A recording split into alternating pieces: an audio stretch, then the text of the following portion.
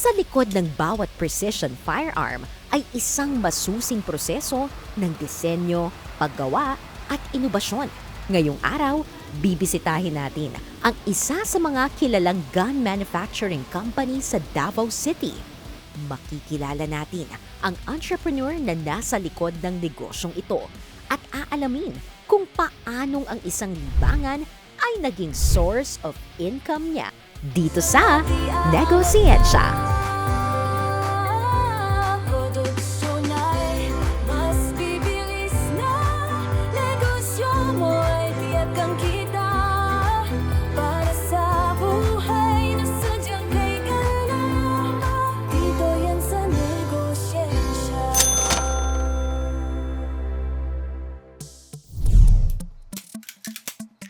Repairs, maintenance, custom modification. Sa mga astig na sports firearm na ito, kilala ang CPR Gun Technology.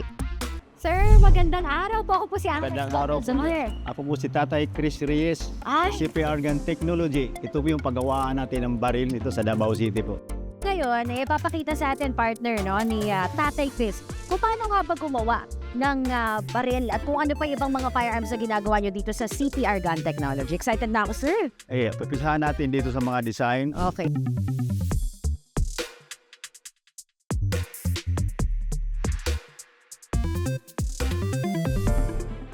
Dito natin makikita yung ano talaga itsura ng baril na lumalabas pag igawa na natin doon sa machining process. So, kumbaga ho ba sa bahay, Tatay Chris, parang may blueprint muna ang isang baril bago ito gawin, hindi salang agad. Exactly, ganun talaga. Pareho lang yan sa kung gumagawa ka ng bahay. May magandang design, pagkatapos ilabas mo, pag actual na, doon na gawain sa makina.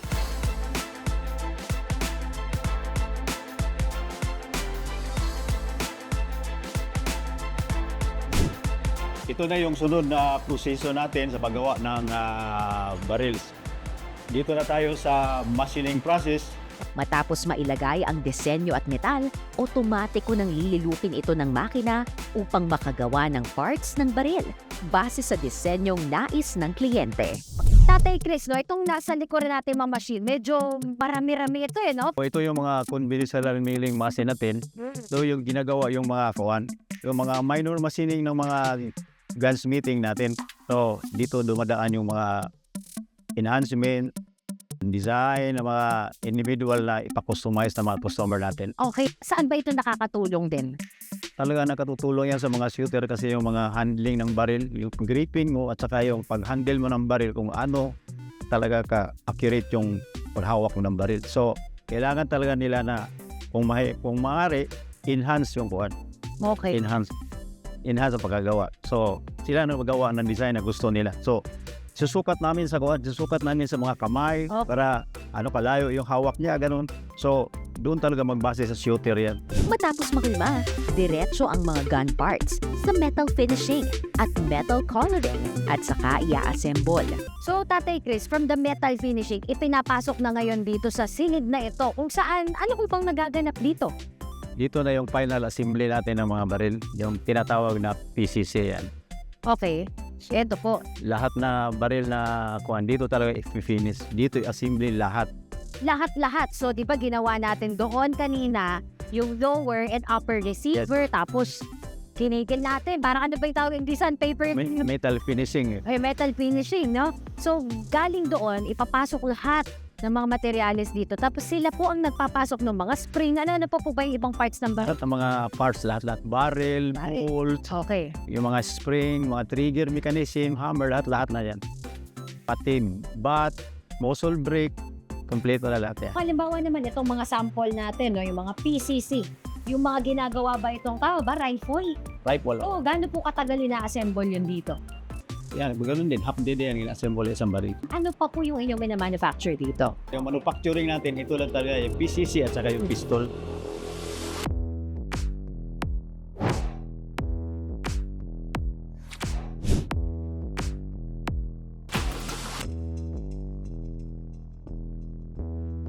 So, paano ba nagsimula una sa lahat yung pagkahilig mo sa baril? Sa umpisa ko talaga nag-compete na ako ng competition. Rifle, pistol, lahat, airgun, lahat kasing competition maliban sa tirador eh. lahat Eh ng di mga may mga national. awards ka na. Bulong mo naman sa amin ano na yung mga naging awards mo sa competition. May mga Australasia, may mga World Shoot na mga competition na sinalihan ko yan. So, nung medyo bata-bata pa ako, talagang nag-excel ako sa competition. So, marami akong nakuha ng mga trophy, Okay. medals, at saka yung peak talaga ng kapanahonan ko is nagka-champion rin ako. Mhm. So, ganun talaga ako kasi seryoso ako sa sports ko ba. So, malamang pag focus ka doon sa sports mo, malamang talagang may chance ka na manalo. Habang lumalalim ang kanyang interes sa shooting sports, kasabay naman ito ang kanyang karera bilang machinist sa isang malaking machine shop. So during the time, parang talagang nagagamit kami ng mga vintage na mga baril. Ang problema doon, madalas masisira dahil old na siya na model. At saka yung availability ng mga parts, wala pa rin dito sa Pilipinas. Dahil may background sa machining, siya ang naging takbuhan ng maraming gun enthusiasts sa Davao. Talagang hindi ako pwede mag-iwan doon sa ganitong sport kasi kasama ito sa business ko eh.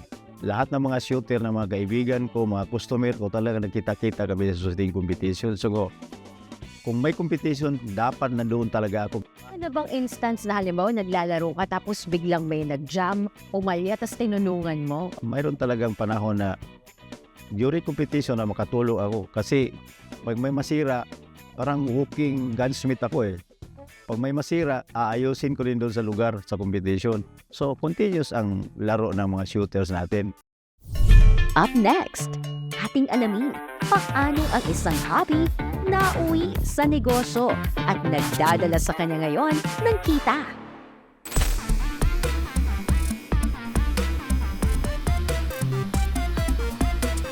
Ibig sabihin, linawin lang natin, no? Dati, nagsimula ko yung inyong negosyo as a gunsmith shop. Ibig sabihin ng gunsmith, ito po ay repair, no? Yes, repair lang. Repair lang lahat yan. Repair, enhancement, yung mga pagandahin yung mga baril o ano yung mga gusto mong makita sa baril. Pero yun pa rin baril mo. Mula sa pagiging gunsmithing shop na nagre-repair at nagmo-modify ng mga sports firearm, taong 2016, nagsimulang baguhin ni Tatay Chris ang direksyon ng kanyang negosyo. Kasi sa demand ng mga shooter dito sa Davao, talagang kailangan nila na may isang gunsmith, isang manufacturing na mag-support doon sa mga sports nila. So kung walang ganito, walang support sila, talaga mahirapan sila mag-excel na magandang pahusay at magandang mga shooter. Ano po ba ito nasa likodal? Pwede ba nating kunin, damputin? Ay, pwede. Po itong bala, no? Wala po itong magazine. Ang tawag po dito ay Yung PCC. PCC rifle. Yes, Ano ba ibig sabihin ng PCC? pistol caliber cartridge yan. Usually, sino po ang mga bumibili customer na ganito yung mga maaalam na ba talaga sa baril? Yan ang pinakakuan ngayon sa shooting kuan ngayon, sa shooting sports. Bago kasi ito ni-introduce ng IPSC eh. At saka, ito ang madali itama kasi yung recoil nito mahina. At saka yung line of sight mo dito, mas accurate siya. Hindi katulad ng pistol na medyo malapit yung mga sight kanyan. Yung accuracy niya, mas malayo dito sa rifle. Pero hindi naging madali ang pagpasok niya sa gun manufacturing. Bukod kasi sa sangkatutak na requirements para makakuha ng lisensya, pinakamalaking hamon din ang produksyon. Mahirap po bang gawin ng PCC kung halimbawa ikaw ang gagawa ng baril? Talagang mahirap, hindi mo masyado madalian na magawa. At saka hindi masyado precise, hindi masyado accurate kasi mano-mano ang trabaho. Dagdag mo pa, ang tagal ng delivery ng mga firearm parts gaya ng upper at lower receiver na inaangkat pa mula sa ibang bansa at kalimitang inaabot ng 5 hanggang 6 na buwan bago dumating. At kung gagawin naman daw na mano-mano, aabuti ng 2 linggo bago matapos ang isa dahil sa taas ng production cost at tagal ng delivery time. Minabuti ni Tatay Chris na mag-apply sa Small Enterprise Technology Upgrading Program ng Department of Science and Technology. Ito'y upang matulungan siyang makabili ng CNC milling machine na magbibigay kakayahan sa kanila na makagawa ng gun parts at accessories. Siyempre, nung dumating sa inyo yung CNC, there are parts now na kaya nyo na pong i-manufacture dito mismo sa inyo pong shop, no? Kumusta yung inyong kitaan? Would you say mas malaki na yung profit ninyo? Kasi pag dito na ginawa natin yan, medyo mas makatipid tayo na sa mga 30%. So, medyo mas magaan kunti para sa amin. At saka hassle-free pa, wala tayo. Oo. Ito pong CNC milling machine, kapag isinalang natin siya, gaano kabilis o katagal bago po niya mailabas yung produktong inyong kailangan? Kung ikukumpara mo dun sa dating mga conventional machine, Yung isang set na kuhan sa computation ko na sa mga 1 day, yung mano-mano, hindi, yung sa computerized na. yung computerized na. Ako sa CNC na, wala, mahirap masyado sa computer. Abutin tayo mahigit 1 linggo. Isang Bago matapos at saka hindi pa accurate. Dahil sa bagong teknolohiya, mas naging efficient ang kanilang operasyon. Mas bumilis ang produksyon. Mas naging consistent ang kalidad. Mas marami silang kayang gawin sa loob ng parehong oras. Pag CNC na kasi, pag na-set up na yan, kung halimbawa, sa isang set up, matapos mo lang 1 oras, 2 oras, sa 2 oras, marami ka pang magagawa. Pwede ka pang mag-program, pwede ka pang umalis. Kahit anong gawin mo, kasi antayin mo lang yan matapos kasi automatic mag-stop yan eh. Okay. So, marami kang bakanting oras kung talagang gagamitin mo yung oras. Bukod sa mas pinalakas ang kanyang produksyon, may dagdag pa na serbisyo ang CPR gun dahil sa agham.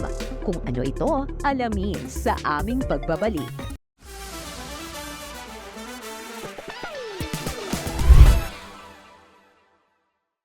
Sa pakikipag-ugnayan nila Tatay Chris sa Department of Science and Technology, ay pinagkalooban sila ng nasa 3 milyong pisong technical assistance na kanilang ginamit upang makabili ng milling machine. Ngunit, hindi dito tumigil sila Tatay Chris.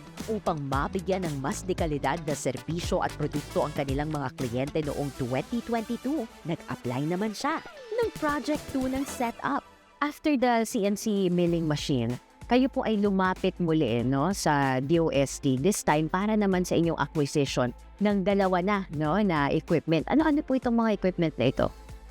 Itong 2 equipment namin dito sa another setup na kuha ng DOST, isang conventional na milling machine at saka isang laser engraving. Yung laser engraving natin para doon sa support natin sa marking ng mga baril, sa kanyang mga design ng mga baril. Kasi metal engraving ito eh. Dati ba paano ang proseso niyan? Kung halimbawa wala ako niyang laser engraving, Wala. ang proseso? Mayroon akong makina na talagang mano-mano na makina. Oo. Ang tawag doon is pantograph eh. Yung design talaga pang marking, pang design siya, kaya lang mano-mano. Hindi katulad nitong laser engraving natin na talagang computerized na rin. Lahat ng mga gusto mo design na kaya ng laser engraving, kayang-kaya na hindi kaya talaga ng mano-mano. Dati gano'ng katagal? Pag yung sa mano-mano, Matagal masyado. Magmarka ka lang ng ganito. Sige, sample. Isang araw na ganyan. Eto lang, yung CPR. Bawa, Nako. imamarka ko yung logo ng CPR sa baril. Isang araw yan. Isang araw. Gawin Sa laser engraving. ilang minuto lang yan. Tapos na. Minuto. Ang mga teknolohiyang tulad ng CNC milling machine at laser engraving nabili sa tulong ng Small Enterprise Technology Upgrading Program, isang programa ng DOST kung saan pinahihiram ng pondo ang mga MSMEs nang walang tubo, walang collateral. Layo nitong matulungan silang mai-upgrade ang kanilang mga makinarya upang mapagaan, mapadali, mapabilis ang kanilang produksyon. And it comes with a package of technological assistance. Yun yung pinaka-importante. No? Meron kaming Manufacturing Productivity Extension Program. ARD, ano naman po yung MPEX? Can you tell us more about it? MPEX is a component of setup. No? It's not a different project, but it's part of setup. So, we give assistance to our cooperators na pag meron kaming iFund kasama yung MPEX or Manufacturing Productivity Extension Program. It's a 6-month engagement with our consultants, no? And they are experts in their own right. So they look into plant layout, operations, human resource, no? operational efficiencies, warehousing, so in many things, no, in running the enterprise. So in that way, we will be assured yung setup na binigay namin will efficiently be used, no, and then they will be able to pay kasi efficient ka yung kanilang operation. Bukod sa libreng consultation sa mga eksperto na maaaring gumabay sa kanila sa kanilang produksyon, inilalapit din ng DOST ang mga MSMEs sa mga laboratoryong kanilang kailangan upang masiguro ang kalidad ng kanilang mga produkto. At tama po ba pagkakaintindi ko para ito buy one take one? When you avail of the setup program, kasama na yung MPEX doon. And many more. So, hindi lang siya buy one, take one, and Okay. many more. Kasi should there be any laboratory analysis that would be required of your operations, meron kaming 20% discount on the laboratory services that can be given by DOST. For instance, sa metal industry, no, yung calibration is one of the services that may be needed by the enterprise. Pag set up co-operator siya, automatic na meron siyang 20% discounts. Up next, Malaki mas yung impact dito kasi ang nalaman nila na mayroon tayong engraving machine, ang dami nila nagpuntahan dito. So, Tatay Chris, nung dumating ho sa inyo yung technology ng laser engraving, no, nung naging epekto nito, syempre, sa confidence nyo as a business owner, how did it change ni impression ng mga customer ninyo, ng mga parokyano ninyo? Malaki mas yung impact dito kasi ang nalaman nila na mayroon tayong engraving machine, yung mga customer natin na mahilig sa mga design na hindi kaya ng ordinaryong makina, pag-isipan talaga nila na magpagawa dito. Ang dami nila nagpuntahan dito. Malaking tulong para sa amin. Aside from sa mga marking natin, sa mga baril natin, mayroon pa talaga tayong mga personalized na pinagawa. Yung mga lumang baril nila, gusto nila ipagaya yung mga nandyan sa computer o sa mga internet, doon nila ginagawa ng design, download nila, pagkatapos dinalahan din dito sa amin at pinagaya. So, malaking tulong masyado itong laser engraving machine natin.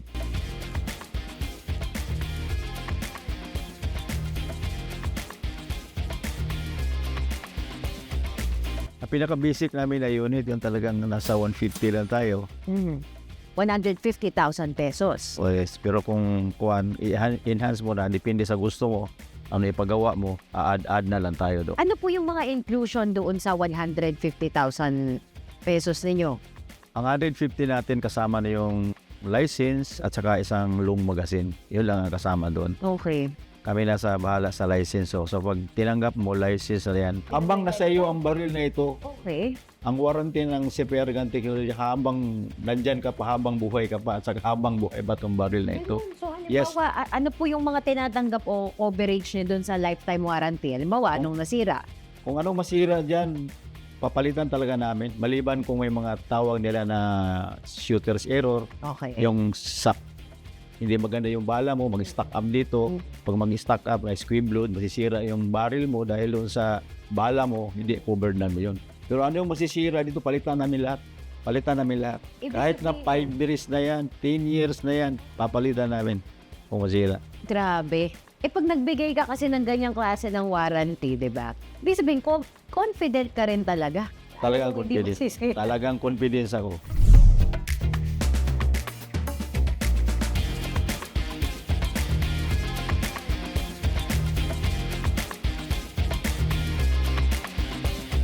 Kaya naman ngayon, anong masasabi nyo doon sa naging growth and progress ng CPR gun technology?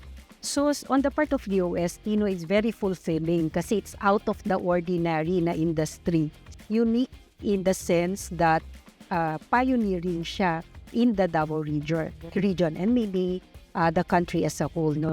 Siguro yung mensahe nyo na lang din doon sa mga MSME natin na nanonood sa atin ngayon, nakikinig sa atin ngayon, kung paano ba sila pwedeng mag-apply. So, ang message namin para sa mga micro, small, and medium enterprises, no, kung gusto nyo mag-improve on your productivity, so come to DOST, no? So, we will improve the productivity of your business and we extend assistance not only on the aspect of iFund but on other consultancy services. Kasama yung product development, pag food siya, no? And even for non-food. And yung inyong expertise na ma-access ninyo is not only at the level of expertise that's available in the Davao region, but we can go as far as the experts nationally, no? And should that be very necessary, we can always fly them in so that we can provide firm-level assistance to improve productivity of the enterprise. So Tatay Chris, sa mga nagnanais na bisitahin kayo o kontakin kayo, makipag-ugnayan sa inyo, saan po ba sila pwedeng makipag-ugnayan? Punta lang kayo dito sa CPR GAN Technology located sa Lanang, Fortune Road, Davao City, Barangay Hison. So dito po tayo mag-serve ng mga services.